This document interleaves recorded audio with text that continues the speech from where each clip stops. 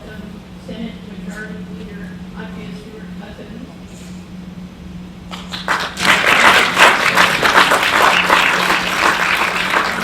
Senator Shelley Mayer. Thank you to Dr. Ricca for being here, but he's here all the time anyway. It's a big deal, but not as big a deal. When we first thought about this day, the first thing that occurred to me was we need to turn this over to our students and allow them to plan it and to talk to all of us about what their hopes and dreams are, what their ambitions are, and how they feel about the world that we're living in right now.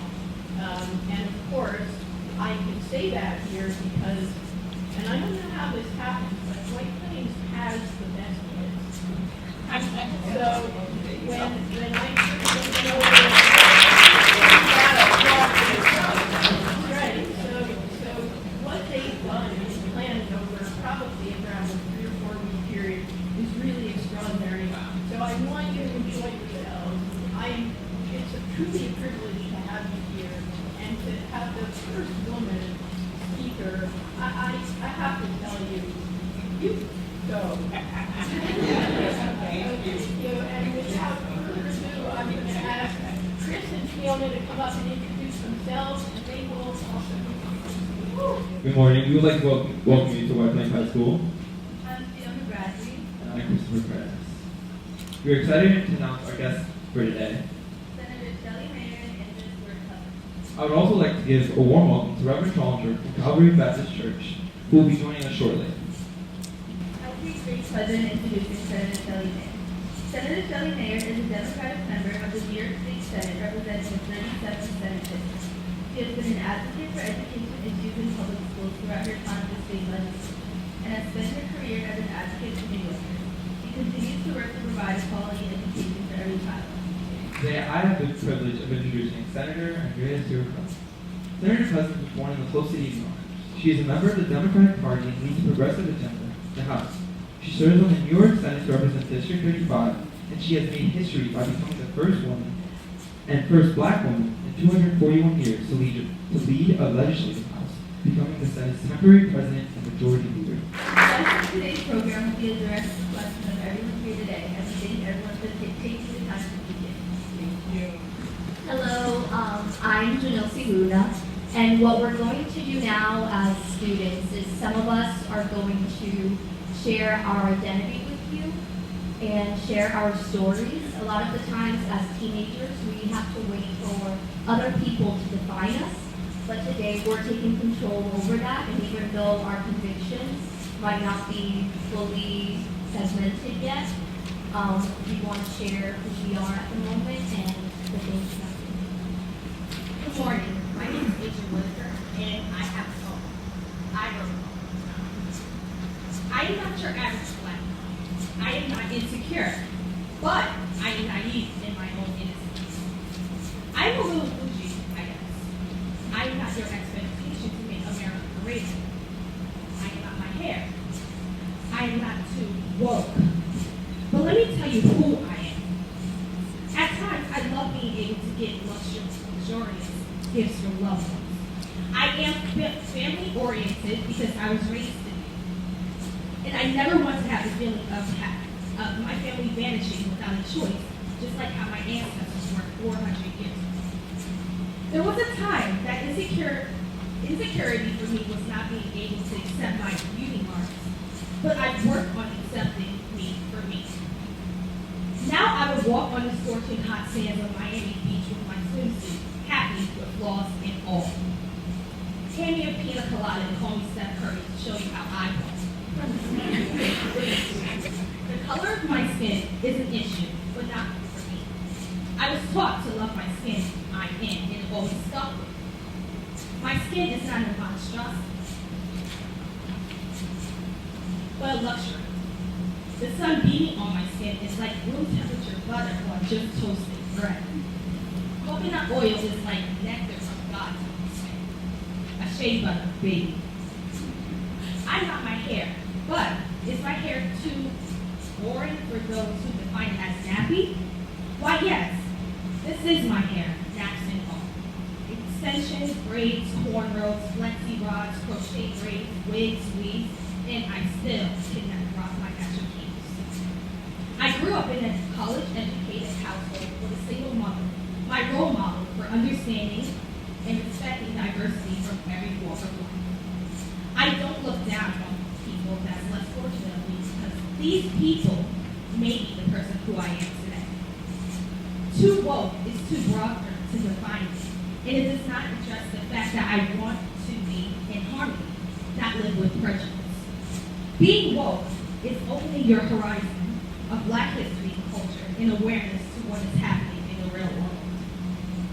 Pro-Black is loving Black culture and embracing it, but I don't hate other people. I am woke and happen to be pro-Black also. I am an American who is free because I am on this earth. Nina Simone was a woman waiting for her time because I think that she defines me when she wrote the song to be young, gifted, and Black. She described me in all exceptional ways and words. I'm determined to stay on top, with me being a young, gifted, Black woman. Thank you. This is who I am. I am Amy Mann. I'm 16 years old. I'm a student at White Plains High School. I'm the daughter of two of the most loving and hardworking people I know. I'm the granddaughter of four incredibly strong and inspirational people. I'm the great-granddaughter of 8, but have only had the honor of getting to know one. Her name was Sophie Schichter, and she was the mother of my father's mother. She was raised in Lodz, Poland. She was 16 years old when her and her family were forced into the Lodz ghetto. She was separated from her family and forced to work in Auschwitz and Buchenwald. She survived and lived to be 93 years old. She never saw her family again. She was one of the lucky ones. She dedicated the rest of her life to giving back to those in need. She donated an ambulance to be used in Israel to help victims of terrorism and volunteered whenever she could. She's the strongest and most inspirational and kind-hearted person I've ever known. I am her Shana Maidala, or pretty girl in Yiddish. I honor her memory every day by treating everyone I meet with an open mind and an open heart. I am proud to be Jewish. I am proud to attend a school with so much diversity and acceptance.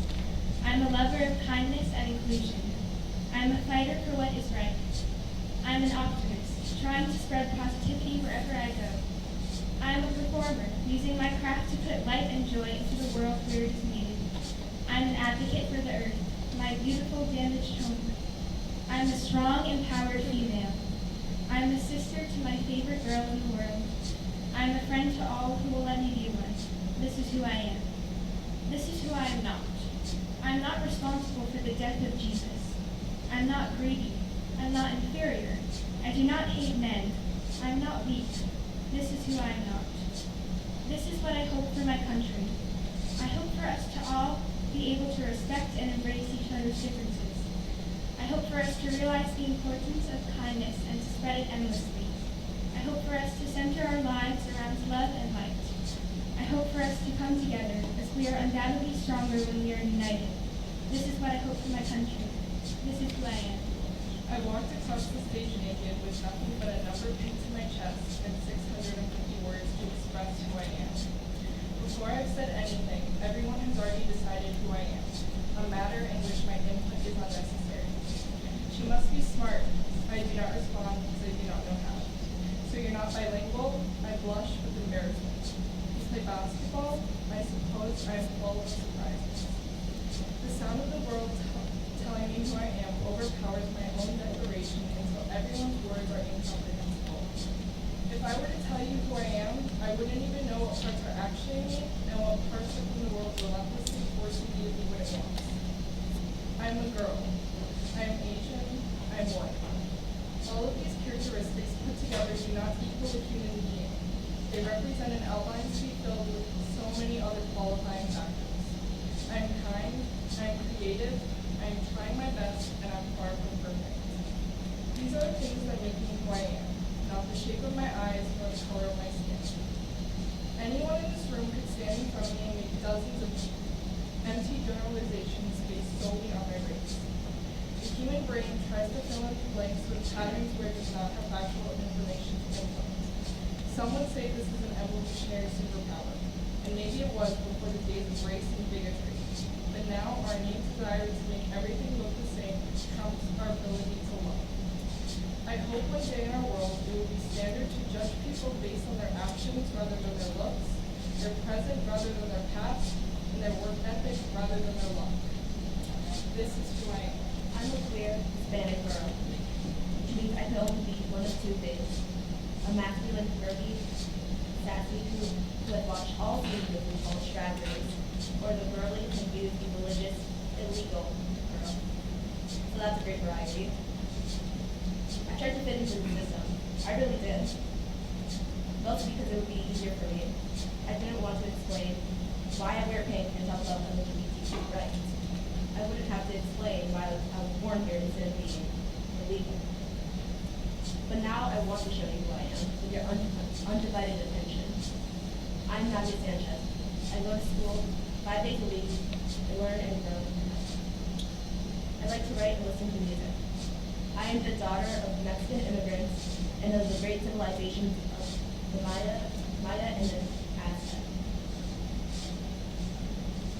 I come from a long line of queer activists who have fought for my right to love whoever I want to love. But we've got a long way to go. I've been trying to yell and get your attention, but it's very difficult. So now that you're listening to me, here's what I want for my country. To fight. Fight for my gay friend who wants to love who he wants to love. Fight for my friend whose citizenship is at risk because of deathless, uncertain future. Fight for this planet we call home. I am who you interact with every single day, direct or indirect. I'm America. I'm the future. Who am I? Honestly, it's difficult for me to fully understand who I really am because I come from two different worlds. These two worlds, from an outsider's perspective, seemingly contrast each other, but up close, one may realize that they actually complement each other. I am a Mexican, Puerto Rican Jew. I am Ava Wiener. I am not your stereotypical Jew, but I am also not your ordinary Latina. Growing up, I was blind to the unusualness of my background. I never quite understood why everyone stared at the white man carrying a small brown baby who insisted on speaking broken Spanish in the middle of a supermarket. However, as I got older, my cultural differences seemed to become more apparent, not only to others, but also to myself. I began to feel pressured to follow the stereotypes often associated with my heritage. I attempted to be both the nice Jewish girl and the fierce Latina, with hopes that if I fully expressed one, I would feel like I belonged somewhere. I tried so hard to learn Spanish, with a tongue that seemed to fail me every time. At the dinner table, my harsh Spanish accent never ceased to make my relatives laugh, and sometimes it resulted in a slight grimace on my abuelita's face.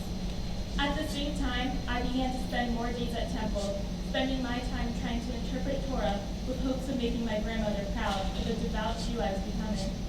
In spite of that, my efforts to try and fit in to one culture never seemed like enough.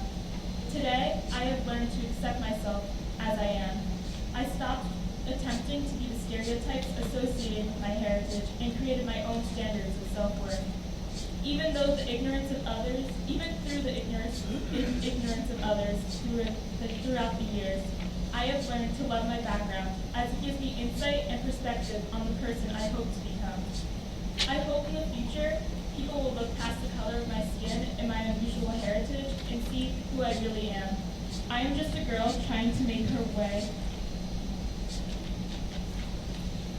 through a world that seems to be constantly enhancing.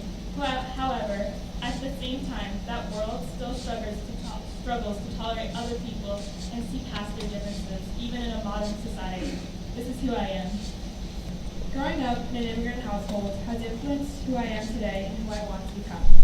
My mother and sister are a small part of the U.S. immigration population. When I think about my mom and my sister, I think hardworking and perseverance. Why, you may ask? Because my mom wakes up at 6 a.m. every morning and ends her day at 10 p.m., juggling 2 part-time jobs to make ends meet. Yet after 13 years of the same routine, my mom has not stopped, despite the lack of sleep and tiredness. My 20 25-year-old sister, as a beneficiary of DACA, documented student, is currently doing everything she can to obtain her bachelor's degree this spring. After a 3-year break from school due to the necessity of financial support that my mother required after the separation of my parents. Slaves were once assigned a number, and in a similar way, my sister is fighting to keep her work authorization number. This number means everything to my sister. It is what allows her to apply for jobs and allows her to be able to provide alongside my mom. Under the current political climate, my sister fears that she will no longer be able to provide for me and my mom. When I reflect on my mom and sister's story, the one thing that isn't majorly available to them are opportunities. As I have grown into who I am today, I have learned about the importance of opportunities. As a U.S. citizen, I have multiple opportunities that can be offered to me. I have learned to take those opportunities because not everyone is able to stay the same. I am someone who reaches for my dreams and takes any chance that helps me to be where I want to be. I am someone who thinks about my mom and how she will never be able to experience the things I experience, and therefore, I will allow her to experience my academic milestones through my achievements. I am someone who will always persevere through the hardest moments, because I know that there is someone out there that would say the same thing and work 2 times harder just to be in my position. I am Callie Lopez Flores. This is who I am, a 16-year-old girl who loves sports, a hard worker, a sister, a daughter to her 2 loving parents, a friend, and a fighter. But if you took one glance at me, that's not what you would see. I mean, don't get me wrong, that would be nice and all, but that's just not how things work. See, if you did take one glance at me, what you would notice is not anything I can control or change. You might guess that I'm Asian, Filipino, Hispanic, white, even Egyptian, and yes, these nationalities are all what people have asked me I was. But that's not what I'm here to talk to you about. I want to talk about the words and thoughts that are immediately associated with them. When I was younger, I never noticed the ways people would look at me differently or judge me, but I was young back then. As I started to grow up, I wasn't the only one who started to realize that people did look at me differently, whether I liked it or not. Everyone around me, in my eyes, were just regular people. But in their eyes, I was always an outlier. I never knew why, but I thought it must have been because of something I did. To Chinky, name calling phase and lack began to follow as a mistake. I went to Japanese school once or twice a week, as I still do, but back then I was ashamed to tell people. I have to go home today, I have a lot of homework, or what seemed like a different doctor's appointment every week. The, oh, you only got an 80, I thought you were supposed to be smart. Or even everyone's favorite, the ice cream. It started to seem like it was normal and bothered me less and less as the years went by. And I tried telling myself to brush it off, but as that time went by, I realized that it wasn't normal. The feeling you get when you get asked if you ate your pet for dinner should not be normal. I've come to realize and embrace my nationality regardless of what others think and say. For every race, gender, ethnicity, and sexuality should not be frowned upon or shamed. It is my hope for more education and awareness on racism, stereotypes, and other topics that are not really introduced to kids to be implemented earlier on, so that no one will ever have to grow up and enjoy the feeling of being alone, or feel at fault for their parents if I once did. This is who I am, a 16-year-old girl who loves sports, who is still a hard worker, a sister, a daughter to her 2 loving parents, a friend, and a fighter, who also happens to be half Japanese and half white, with strong ambitions to make people see and realize the world of hatred and judgment that we're living in, and the environment we create for our children. My name is Fiona Bradley, and this is who I am.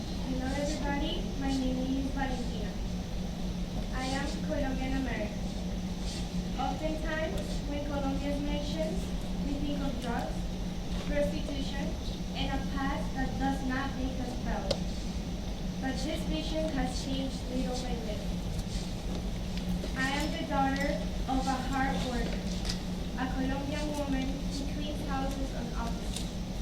I realized that I see the world different and appreciate things that many do not value, like sweets.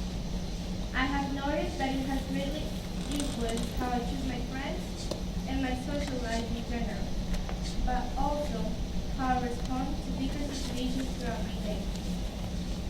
My behavior throughout the day revolves around this. When, for example, I chew gum, I make sure to keep the wrap for when I'm going to throw it away, so it doesn't stick to the bag inside the garbage bin.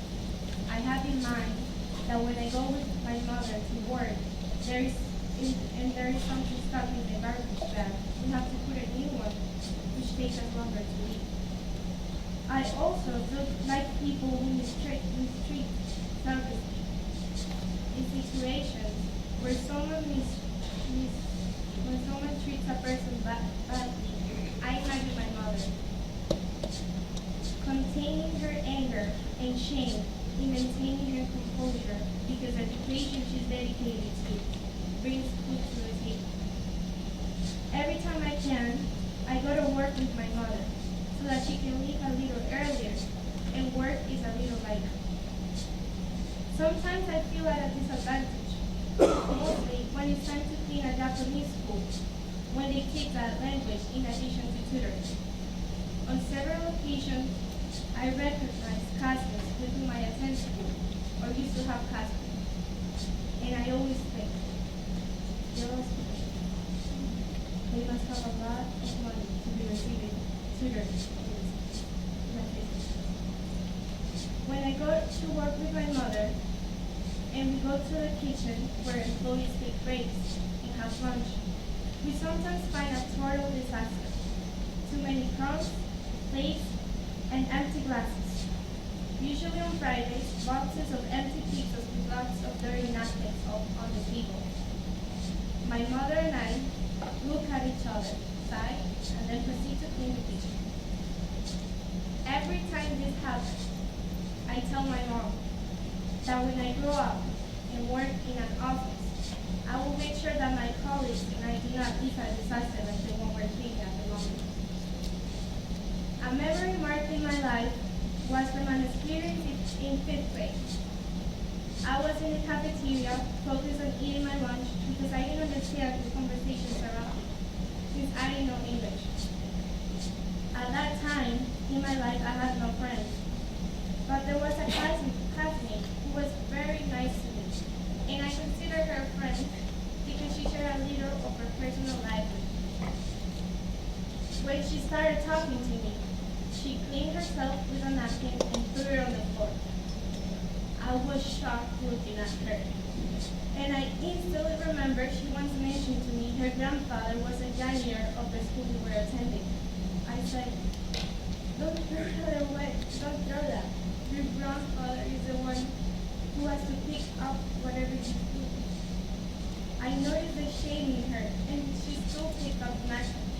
Then I smiled at her and proceeded to change the subject so she wouldn't continue feeling uncomfortable. I just thought, my mother will make me do that in a million years. I am never ashamed to say that my mother is a housekeeper every time I'm asked. My mother and her occupation have shaped me as a person. Although I'm Colombian American, daughter of a housekeeper, I dream and deeply aspire that one day the roles will change and I will be the one to work in the offices that my mother picked. If I had to choose, I will not change my life because I have learned to value small things in life, like a simple thank you to the service people who sometimes make your day. This is who I am not. I am not a spick. I am not on welfare. I am not a boy who crossed the border. I am not a boy who can't speak English. I am not a boy wasting my parents' journey to the United States. And I am not going back to my country. But I am a boy trying to become a man. I am a boy who became enlightened by the idea of becoming something bigger, something with a purpose. I am a boy who, blessed by some kind souls in Ridgeway like Mr. Suji, was able to see the other side. By other side, it means being in a place where Latino boys were uncommon. A Jewish summer camp that taught me that there are other people in the world. There I learned how exciting cultures and how different people could be from me, teaching me athletics and childhood joy. I'm a boy with countless nights alone as my parents worked hard to provide for me. I'm a boy with half-siblings to whom I could never get the chance to bond with, leading me to become independent and treat my friends as family. I'm a boy with a never-ending desire to succeed, regardless of the labels people give to me. I'm a boy with best friends who are Jewish, Bangladeshi, and Mexican, learning their ways, likewise teaching them mine. I'm a boy whose parents are from Ecuador, a small country off the west coast of South America, who left their homes for a better life in the term of I'm a boy with an entire family residing in another country, with whom I could never learn from, leading me also to feel like I never belong. Because in Ecuador, I'm a gringo, and in America, I'm an immigrant.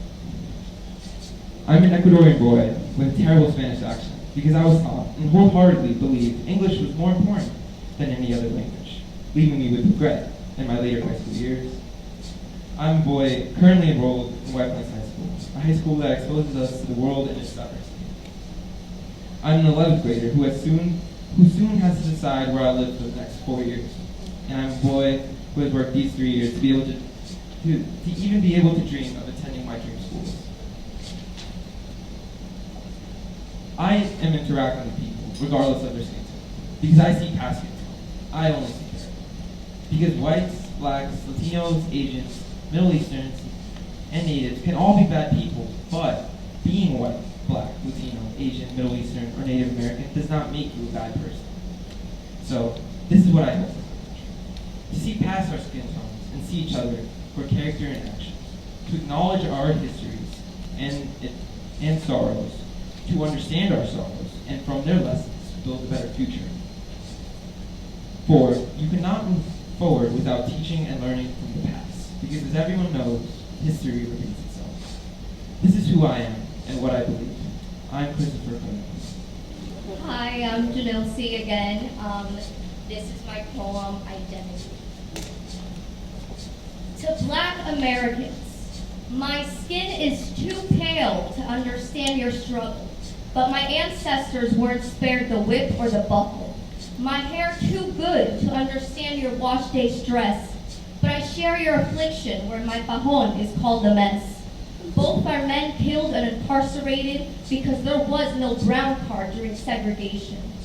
If you saw my abuela's complexion, you'd understand why they'd be lynched too.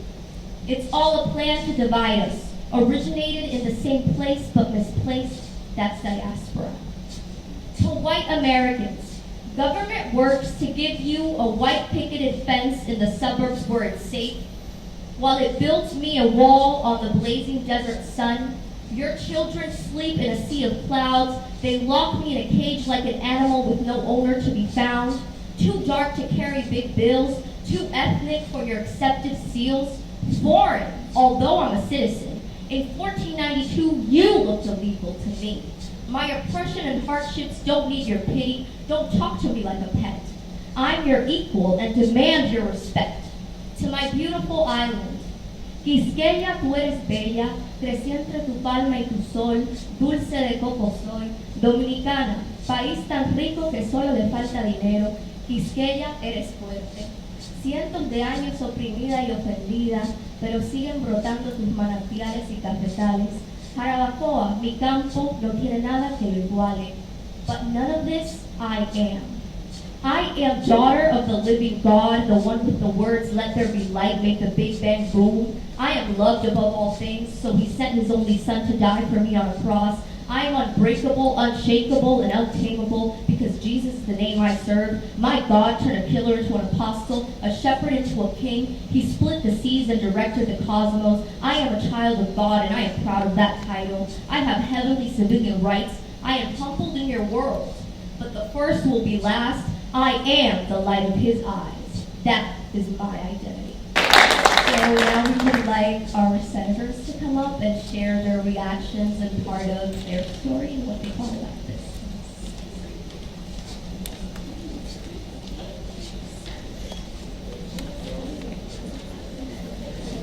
Well, my. You sort of knocked our socks off, Travis. Really, what an extraordinary time it is to listen to your stories. Thank you for sharing them so honestly, for being so open. You know, adults have much greater difficulty in telling stories like you do. So first I want to thank you for your frankness and for revealing the deep conflicts in identity that you talked about, the way people see you and the difference between how you feel. That's something that I think we as elected officials really struggle with. I feel very personally as a white person representing a very diverse community that goes from Yonkers to Bedford. It includes half of White Plains, half of New Rochelle, half of Yonkers.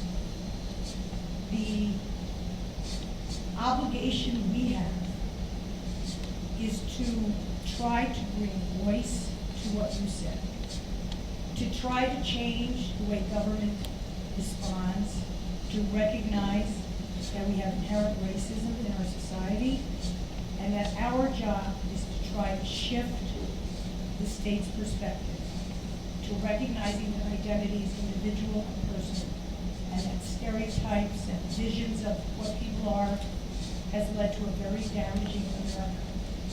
I so appreciated when you said, what is my hope for our country? Because I think collectively, we share a hope for our country. It's not represented by what we see in Washington or our president. It's represented by your voices here today. Each of us has an identity that must be articulated, and you did such a remarkable job. Last night, I was in a synagogue in Larchmont, and we were talking about these issues, and the rabbi said, lift up your chin.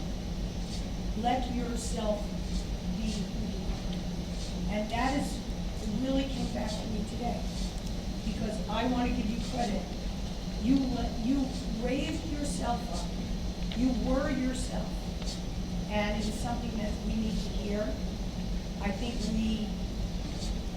I don't want to speak for my leader, Andres Cousins, but we hear you. We hear you every day. Not always as articulate as you were here today, but we hear our students. We hear our young people in Yonkers, in Portchester, in New Rochelle, in White Plains, in Ossining, in McFerrin. We understand and hear you. But today you reminded us how personal it is, how hard it is, how you need support and love from a loving school community, and we're very thankful for that. I am the chair of the Senate Education Committee. My job is to fight for every public school student in the state, regardless of where they live, regardless of how they look, regardless of their views, to get you what you need. So today you reminded me and us of our obligation. But yes, we hear you loud and clear, and we know it is our job to be your public voice the best we can. Thank you very much. First of all, I think Shelley and I were sitting here, we're trying not to cry practically because of what you brought to us in, this idea of celebrating what I sort of thought of as Black History Month. And the reality is that this allows us, I think, to go beyond the paradigm of what any particular month, this being Black History Month, allows us to understand or to bring out. So I thank Principal Doherty for taking this on, and certainly, allowing these kids to just be. It is, I know, a high privilege and an honor to be able to lead a student body that not only is this diverse, but is this excited about bringing things to the table that may not have necessarily been expected as part of the meal. That's what you did today. That's what you did. We celebrate, and again, as an African American, the reminder of where we as African Americans began in this country is important, because we began in the founding documents as 3/5 of a person. We weren't even a whole person. And the only reason that that number came about is because they were trying to figure out in terms of, the voting and so on and so forth, how people could get the most representation, even though they were maybe smaller in terms of statehood. So it was purely a political consideration, never one of humanity. When you dehumanize people, then it's easy to name them. You can name them whatever you want. You can name them not people. Once you've named them not people, then it doesn't matter what happens. The legacy of this wonderful nation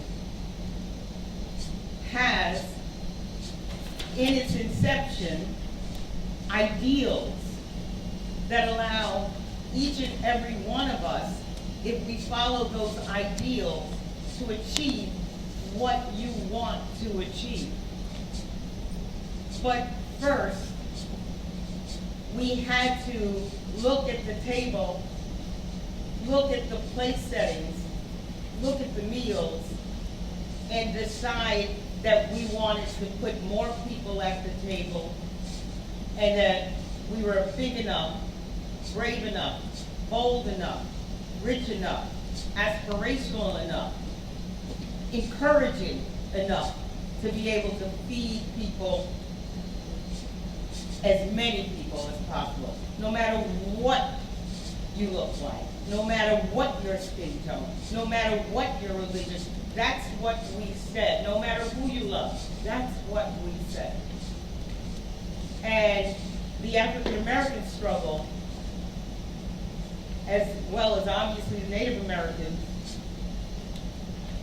underscored the fight for making that table big and strong and creating more space for different plates.